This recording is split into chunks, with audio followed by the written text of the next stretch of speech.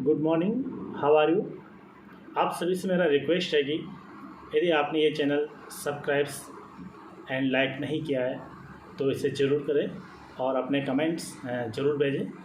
तो आज हम जिस सब्जेक्ट को पढ़ने वाले हैं उस सब्जेक्ट का नाम है भारतीय दंड संहिता आईपीसी, इंडियन पेनल कोड 1860, भारतीय दंड संहिता 1860। तो इसके आज हम इसका इंट्रोडक्शन लेंगे, इसका परिचय लेंगे कि भारतीय दंड संहिता जो है इसका प्रारूप क्या है। तो आइए जानते हैं भारतीय दंड संहिता के बारे में। भारतीय दंड संहिता 1860, इसका जो पूरा नाम है इंडिया के अंदर जो भारतीय दंड संहिता है इसका पूरा नाम है भारतीय दंड संहिता 1860। यह 1860 का अधिनियम संख्या 45 यानी 45 है। 45 इसका अधिनियम संख्यांक है। इसके अलावा यह जो है 6 अक्टूबर 1860 को बन करके तैयार हो गया था। हर एक एक्ट जो होता है उसका बनने का और लागू होने की दिनांक अलग अलग होती है। तो भारतीय दंड संहिता जो है 6 अक्टूबर 1860 को बन करके तैयार हो गया था। इसके अलावा भारतीय दंड संहिता के प्रवर्तन होने की तिथि अर्थात लागू होने की तिथि 1 जनवरी 1862 है, यानी 6 अक्टूबर 1860 को भारतीय दंड संहिता बनकर तैयार हो गया। इसके अलावा 1 जनवरी 1862 को भारतीय दंड संहिता लागू हो चुकी थी। आइए आगे जानते हैं कि इसका प्रारूप किसने तैयार किया। तो लॉर्ड मैकाले ने भारतीय दंड संहिता का प्रारूप तैयार किया था। वर्तमान में देखें तो भारतीय दंड संहिता का विस्तार कहाँ कहाँ तक है। तो देखते हैं कि अपन 31 अक्टूबर 2019, 31 अक्टूबर 2019, 31 अक्टूबर 2019 से पहले भारतीय दंड संहिता का विस्तार जम्मू कश्मीर राज्य पर नहीं था। तो जम्मू कश्मीर राज्य में कौन सी संहिता लागू होती थी। तो 31 अक्टूबर 2019 से पहले जम्मू एवं कश्मीर राज्य में रणधीर दंड संहिता लागू होती थी। ये कॉम्पिटिटिव एग्ज़ाम के हिसाब से भी आपका यहाँ पर क्वेश्चन बनता है कि 31 अक्टूबर 2019 से पहले जम्मू कश्मीर राज्य में कौन सी संहिता लागू होती थी। तो रणधीर दंड संहिता लागू होती थी। इसके अलावा आपका यहाँ से भी क्वेश्चन बनता है कि किस दिनांक से भारतीय दंड संहिता संपूर्ण भारत में लागू हो चुकी है। तो 31 अक्टूबर 2019 से भारतीय दंड संहिता लागू हो चुकी है। आइए देखते हैं कि भारतीय दंड संहिता में कुल कितने चैप्टर और कुल कितनी धाराएँ हैं। तो भारतीय दंड संहिता में देखें तो टोटल जो यानी कुल मिलाकर के जो अध्याय हैं वो 26 अध्याय हैं। और यदि अंतिम अध्याय की बात करें तो वो है 23वां अध्याय यानी 23 चैप्टर्स हैं। संख्या की दृष्टि से टोटलिंग के हिसाब से देखें तो भारतीय दंड संहिता में टोटल 26 अध्याय हैं। और यदि अंतिमवा चैप्टर्स देखें तो 23 है, यानी 3 चैप्टर ऐसे हैं जो बीच में ऐड किए गए हैं, बीच में जोड़े गए हैं। तो आइए जानते हैं कि ऐसे कौन कौन से चैप्टर हैं जो भारतीय दंड संहिता में बाद में जोड़े गए हैं। तो सबसे पहले देखते हैं अध्याय नंबर 5A, 5 कै, चैप्टर नंबर 5A। इसके अलावा 9A और 20A। तो 3 अध्याय जो ऐसे हैं बाद में जोड़े गए, 5A, 9A और 20A। 5A यानी 5 के नंबर का जो अध्याय है वो आपराधिक षड्यंत्र के बारे में बात करता है। 9A जो है वो है निर्वाचन संबंधी अपराधों के बारे में बात करता है। 20A जो है वो पति या पति के जो नातेदारों के द्वारा क्रूरता की जाती है पत्नी के साथ, उसके संबंध में अपराधों की बात करता है। तो ये 3 जो अध्याय हैं भारतीय दंड संहिता में बाद में जोड़े गए हैं। इस प्रकार से अंतिमवा जो अध्याय है वो 23 है, प्लस ये 3 अध्याय जो बाद में जोड़े गए। तो कुल मिलाकर के भारतीय दंड संहिता में 26 अध्याय वर्तमान में है। इसके अलावा अंतिमवी धारा यदि अपन भारतीय दंड संहिता में देखें तो वो अंतिमवी धारा है 511। तो इस प्रकार से भारतीय दंड संहिता का एक मोटा मोटा प्रारूप अपने सामने तैयार हो जाता है कि भारतीय दंड संहिता जो है इसका अधिनियम संख्या 45 है। इसके अलावा यह जो है 6 अक्टूबर 1860 को बन करके तैयार हो चुकी थी। 1 जनवरी 1862 को भारतीय दंड संहिता लागू हो चुकी है। इसके अलावा 31 अक्टूबर 2019 के बाद भारतीय दंड संहिता का विस्तार संपूर्ण भारत पर है, यानी यह इसका विस्तार जो है जम्मू एवं कश्मीर राज्य पर भी लागू होता है। 31 अक्टूबर 2019 से पहले भारतीय दंड संहिता की बजाय जम्मू एवं कश्मीर राज्य में भारतीय दंड संहिता लागू होती थी। इसके अलावा भारतीय दंड संहिता में कुल मिलाकर के जो अध्याय हैं वो 26 अध्याय हैं। अंतिमवा अध्याय देखें तो 23 अध्याय हैं। 3 अध्याय बाद में जोड़े गए हैं, उनमें से 5A 9A, इसके अलावा 20A ये जो अध्याय है बाद में जोड़े गए। यानी आपराधिक षड्यंत्र, निर्वाचन संबंधी अपराध या पति के नातेदारों के द्वारा पत्नी के साथ क्रूरता। और भारतीय दंड संहिता में अंतिम भी जो धारा है वो है 511। तो ये एक भारतीय दंड संहिता का मोटा मोटा प्रारूप अपने सामने बन करके तैयार आ जाता है। इसके अलावा आइए जानते हैं कि जो 23 चैप्टर्स दिए गए हैं, यानी अंतिमवा चैप्टर देखें तो 23 है और टोटल देखें तो 26 चैप्टर जो इसमें दिए गए, तो इनके बारे में छोटी यानी संक्षेप में जानकारी अपन लेने का प्रयास करते हैं। तो आइए देखते हैं अध्याय नंबर 1। भारतीय दंड संहिता का जो चैप्टर फर्स्ट है उसमें किन किन बातों का वर्णन किया गया है।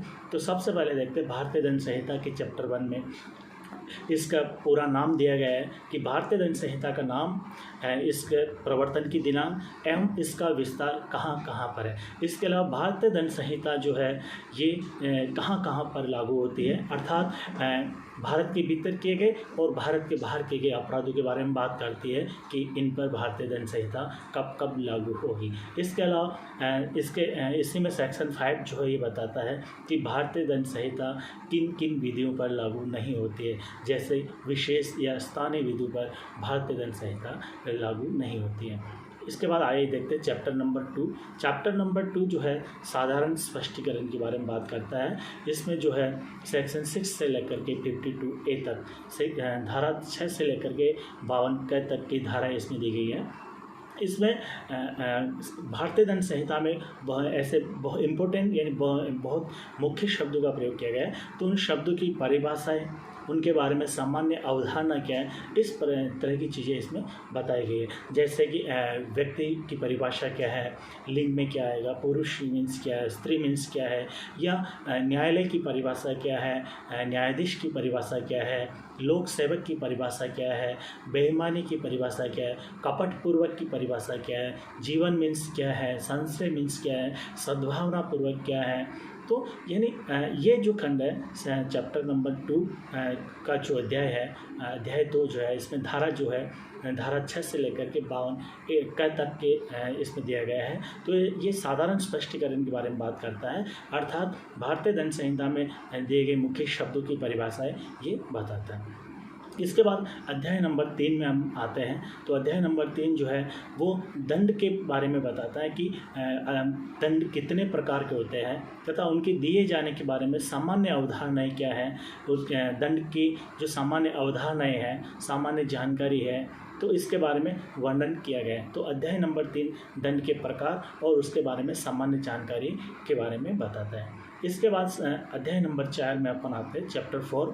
तो वो है साधारण अपवाद के बारे में बात करता है। साधारण अपवाद जो है एक तरह से मेंसेरिया का नेगेटिव रूप भी बताता है। साधारण अपवाद वाला जो शीर्षक है इसके अंतर्गत किया गया कार्य कभी भी अपराध नहीं माना जाता है। इसके अलावा जो कार्य करने वाला व्यक्ति है वह भी अपराधी नहीं माना जाता है, क्योंकि यहाँ पर कार्य करने वाले व्यक्ति के बारे में माना जाता है कि उसकी आपराधिक मनःस्थिति नहीं थी।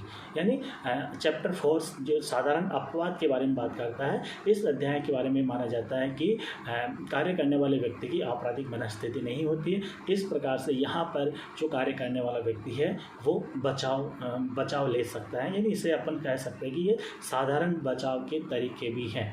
अपराध के बारे में साधारण बचाव के तरीके भी हैं।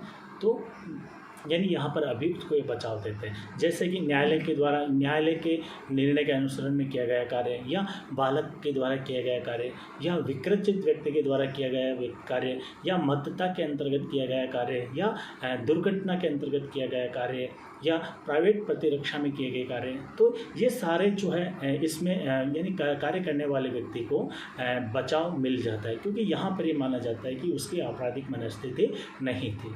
इसके बाद अध्याय नंबर अपन आ जाते हैं 5, अध्याय नंबर 5 में आ जाते हैं, यानी चैप्टर नंबर 5 जो कि दुष्प्रेरण के विषय में बताता है। यानी यहाँ पर किसी बात का दुष्प्रेरण, अपराध का दुष्प्रेरक की परिभाषा दी गई है। यानी यदि कोई व्यक्ति किसी अपराध को करने के लिए दुष्प्रेरित करता है यानी किसी व्यक्ति के दुष्प्रेरण के कारण कोई व्यक्ति अपराध करता है तो अपराध का दुष्प्रेरण भी एक बहुत बड़ा अपराध माना गया है। इस कारण से दुष्प्रेरण भी अपराध होता है। अपराध का दुष्प्रेरण एक अपने आप में अपराध होता है। जैसे ए जो है किसी बालक को कहता है कि ये जो पुड़िया हैं जहर की किसी के खाने में डाल के आ जाना, तो यदि वो किसी के खाने में जहर की पुड़िया डाल देता है, भले ही बालक उसकी कार्य की प्रकृति नहीं जानता, लेकिन ए ने हत्या के उस व्यक्ति की मृत्यु कारित करने का दुष्प्रेरण कर दिया। तो यानी अपराध का दुष्प्रेरण स्वयं एक अपराध होता है। तो अध्याय नंबर जो 5 है दुष्प्रेरण के विषय में बताता है। यह धारा 107 से लेकर के 120 तक इसमें दिया गया है, 107 से लेकर के 120 तक। तो आइए अब तक जो हमने पढ़ा उसके बारे में एक बार देखते हैं। अध्याय नंबर 1 जो है वो 1 से लेकर के 5 तक की धाराएं बताता है। इसके बाद अध्याय नंबर 2 जो है चैप्टर नंबर 2, उसमें धारा 6 से लेकर के 52 क तक का वर्णन किया गया है। इसके अलावा अध्याय नंबर 3 जो है दंड के विषय में बताता है, उसमें धारा 53 से लेकर के 75 तक का वर्णन किया गया है। इसके अलावा अध्याय नंबर 4 जो है उसमें धारा 76 से लेकर के 106 तक की धाराओं का वर्णन किया गया है। अध्याय नंबर 5 जो दुष्प्रेरण के विषय में, इसमें धारा 107 से लेकर के 120 तक का वर्णन किया गया है। इसके अलावा आगे आते हैं अपन अध्याय नंबर 5A। अभी अपने जब स्टार्टिंग में जब भारतीय दंड संहिता के प्रारूप के बारे में पढ़ रहे थे तब हमने जाना था कि 3 ऐसे अध्याय हैं जो बाद में जोड़े गए, 5A, 9A और 20A। तो 5A जो हम पढ़ रहे हैं ये बाद में जोड़ा गया है, जो कि आपराधिक षड्यंत्र के बारे में बात करता है। 120A और 120B ये धाराएं 5A में जोड़ी गई है। जो 120A जो है आपराधिक षड्यंत्र की परिभाषा बताती है।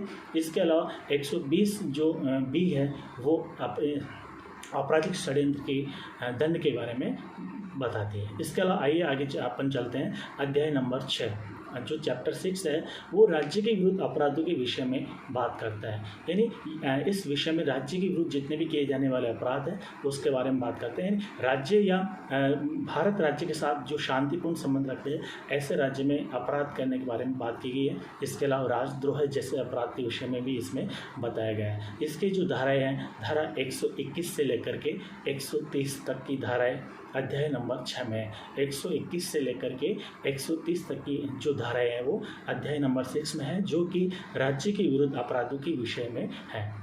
इसके बाद आते हैं अपन अध्याय नंबर 7 चैप्टर 7। चैप्टर 7 जो है वो सेना, नौसेना और वायुसेना से संबंधित अपराधों के विषय में, सेना, नौसेना और वायुसेना से संबंधित अपराधों के विषय में है। चैप्टर नंबर 7 जो कि धारा 131 से 140 तक का वर्णन करता है। तो आज हमने भारतीय दंड संहिता के अध्याय नंबर 7 तक के यानी चैप्टर 7 तक के बारे में संक्षेप में जानकारी ली है।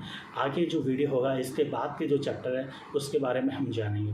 तो मैं विश्वास करता हूं कि ये जो अभी तक हमने भारतीय दंड संहिता के सामान्य जानकारी जो ली है और कुछ चैप्टर के बारे में जो जानकारी ली है आपके लिए बहुत बहुत उपयोगी होगी। और मैं आपसे एक बार वापस रिक्वेस्ट करता हूं कि आप इस चैनल को ज़रूर लाइक करें, सब्सक्राइब करें और अपने कमेंट्स ज़रूर सेंड करें। धन्यवाद।